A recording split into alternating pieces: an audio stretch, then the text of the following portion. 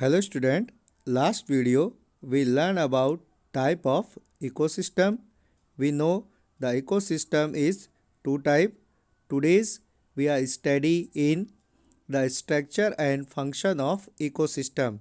आज हम जो हमारा इकोसिस्टम यानी कि जो परितंत्र है वो किस तरीके से कार्य करता है और उसका जो स्ट्रक्चर यानी कि उसकी संरचना कैसी होती है उससे रिलेटेड हम आज स्टडी करेंगे. So start today's topic structure and function of ecosystem. The structure of an ecosystem involve a description of the available plant and animal species.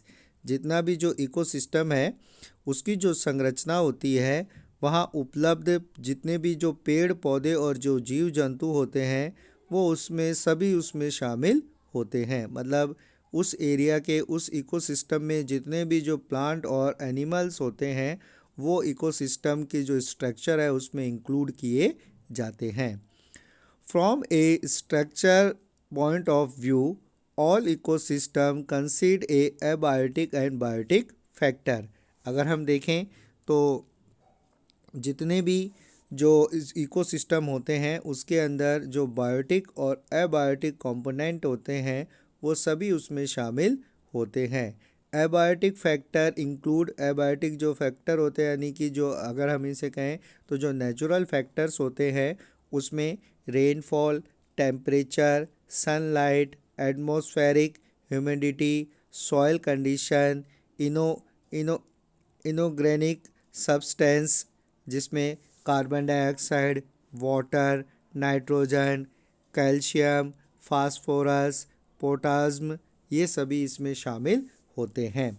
यानी कि जो अगर संरचना की दृष्टि से देखा जाए तो जैविक और अजैविक कारण इसमें होते हैं.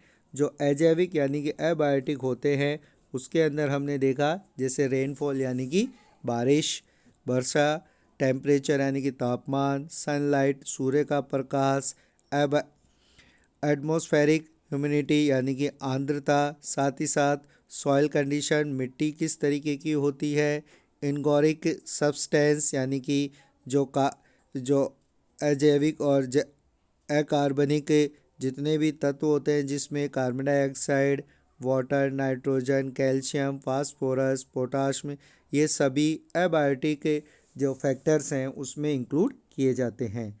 जहाँ दूसरी तरफ जो बायोटिक फैक्टर्स होते हैं उसमें biotic factor include the producer यानी कि जो उत्पाद बायोटिक फैक्टर में हम देखते हैं सबसे पहले जो आते हैं वो होते हैं प्रोड्यूसर यानी कि उत्पादक. इसमें आते हैं प्राइमरी, सेकेंडरी एंड टर्शरी यानी कि प्राथमिक, द्वितीयक और तृतीयक. ये जो उत्पादक होते हैं वो इसमें लिए जाते हैं. उसके साथ द कंज्यूमर एंड द डिकोफोरब्स यानी कि उसके साथ साथ उपभोक्ता और अपघटक भी शामिल किए जाते हैं. The producer include all the green planet which manufacture their own food through photosynthesis. यानी कि अगर हम देखें तो उत्पादक जो होते हैं उनमें सभी जो ग्रीन प्लैनेट यानी कि हरे जो पेड़ पौधे होते हैं उन्हें सम्मिलित किया जाता है जो प्रकाश संश्लेषण से अपना भोजन बनाते हैं. जितने भी जो प्राइमरी अगर हम देखें जो प्रोड्यूसर होते हैं उनमें ग्रीन प्लैनेट को लिया जाता है जो अपना भोजन स्वयं बनाते हैं. The primary consumer include हाइड्रोरिक्स.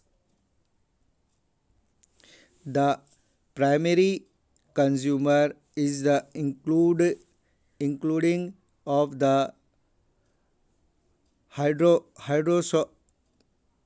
herbivore animal like deer, goats, mink and all the plant eating animals. अगर हम देखें जो प्रथम श्रेणी के जो उपभोक्ता होते हैं उसमें शाकाहारी जंतु को लिया जाता है जैसे हिरण, बकरी, चूहे जो सभी पेड़ पौधों पर निर्भर होते हैं. मतलब ये जो पेड़ पौधों को खाने वाले जितने भी जीव जंतु होते हैं उन्हें हम प्राइमरी कंज्यूमर में लेते हैं.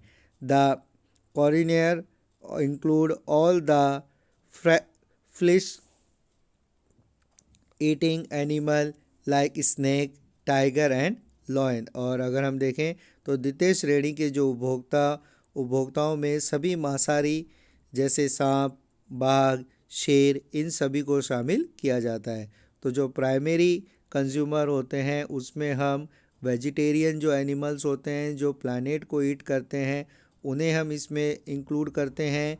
और जो सेकेंडरी जो कंज्यूमर होते हैं उनमें मोस्टली जो हम नॉन वेजिटेरियन जो एनिमल्स होते हैं जैसे स्नेक, टाइगर और लॉयन, उन्हें इसमें हम इंक्लूड करते हैं। कंटेन कर्वेंसर्स ऑफ फीड आल्सो ऑन कर्वेंजर and all as non is the top carnivores like हेवल्स एंड मॉन्ग्यूज।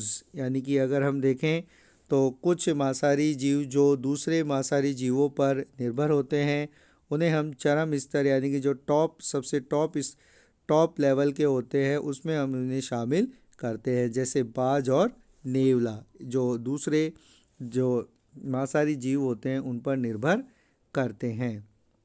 इसके बाद जो आते हैं decomposers are these that feed on dead organs. यानी कि जो डिकम्पोजर्स होते हैं वो ज़्यादातर जो मृत जीव होते हैं, जो मरे हुए जीव जंतु होते हैं उनमें वो उनके ऊपर वो निर्भर होते हैं। For example scavengers like vultures and crows. यानी कि जैसे हम देखें तो इसमें सबसे जो कौवे होते हैं और जो गिद्ध होते हैं उन्हें इस पे रखा जाता है। And further breaking down the dead matter of other decomposing agent like bacteria and various micro organisms. यानी कि इसके अंदर हम देखें तो जैसे जो बैक्टीरिया और जो अन्य जो सूक्ष्म जीव होते हैं वो अलग से इसमें परिवर्तित हो जाते हैं। Look at this picture, the structure of function of ecosystem. Sun, जिससे सोलर एनर्जी जो मिलती है। प्रोड्यूसर, जिनको हम ग्रीन प्लैनेट कहते हैं, जिसमें जो सोलर से यानी कि जो सौर ऊर्जा है उससे जो एनर्जी लेते हैं उससे अपने भोजन को प्राप्त करते हैं। उनको जो ईट करने वाले प्राइमरी कंज्यूमर कहलाते हैं, जो ग्रीन वेजिटेबल्स जो ग्रीनरी होती है उसका यूज़ करते हैं। सेकेंडरी जो कंज्यूमर होते हैं वो प्राइमरी कंज्यूमर का अपने ईटिंग यानी कि फूड में उसको उपयोग करते हैं।